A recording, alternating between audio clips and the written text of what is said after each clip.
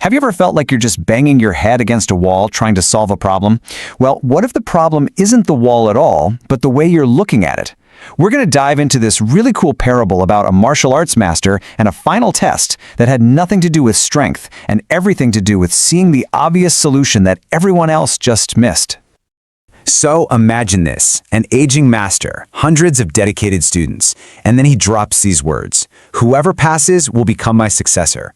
Instantly, the energy in the room just skyrockets. This is it. This is the moment they've all been training for. The stakes could not be higher, and everyone's thinking it's got to be the ultimate test of their physical skill. All right, so the day of the test arrives. All the students are gathered, they're pumped, they're ready for combat, ready to show off their most powerful moves. But the master, he had something totally different in mind. He announces this one single final challenge, and it's designed to find the one student who really, truly gets the essence of his teachings. And that's it. That's the whole instruction. No complex rules, no fighting opponents, just go over the wall in the garden. You can just feel this wave of confusion and then excitement sweep through the crowd. Immediately, they all just bolt outside into the garden, every single one of them wanting to be the first to prove they're the best, the one who can conquer this thing. But the second they get there, the whole vibe just changes, All that excited chatter just stops, because they're all just staring up at this thing, and this feeling of, uh-oh, this is impossible, starts to sink in. The wall was 15 feet high. We're talking a sheer, solid brick face. This wasn't just a test of skill. This looked like a test of, superpowers. It seemed absolutely impossible to jump over. But did that stop them? Of course not.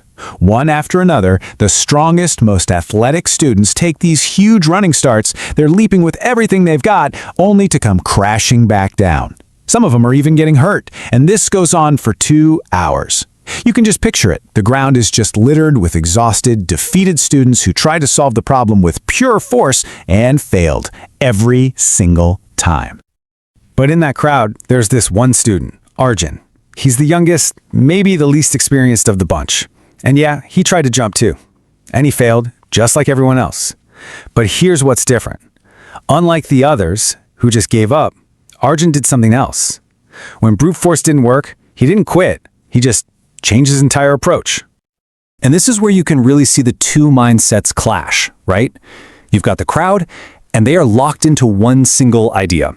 The master said go over, so that means we have to jump over. Their entire focus was on physical strength.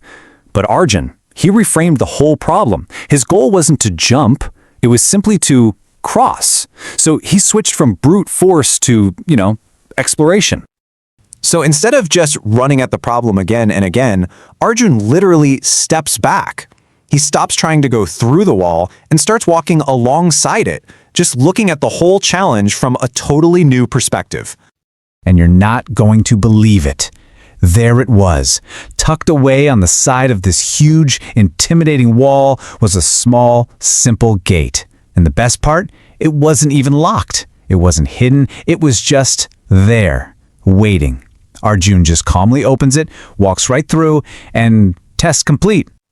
So, when Arjun gets back to the master, the other students are just in total disbelief. They're all asking, how in the world did you do it?